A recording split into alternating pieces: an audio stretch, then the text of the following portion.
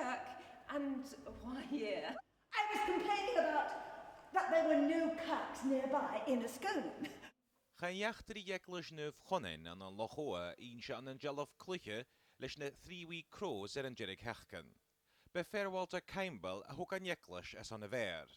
Een zoontje bij Caruste, agus va atol hule titanic you de Dalvali, agus tot een English is in, agus kortach nach Russian Korter is bord nach Hitler.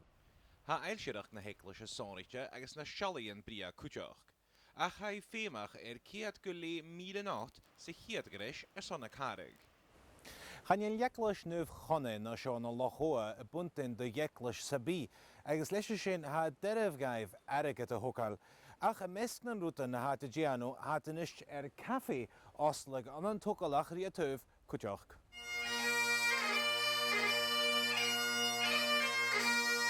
Hwyl chorus coiciad niachore a la fosgol en jirig hechgan. Chai sio chore doi le bwyen de charich na heklishe. People pay sort of £15 a year and we keep them informed what's happening and tell them all about the events, and their subscription goes straight into the helping the fabric of the church. Va bahar chai janu gohinatal garich kuchach. Ha sio ule mar farsje ro iljach na sashinge.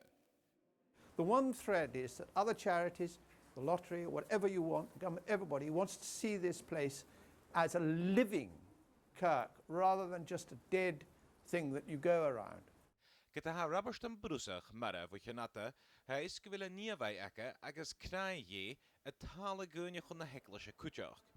Le sin ha da dochus gebiad serafachel le takrian as an aragat sa naumri chach.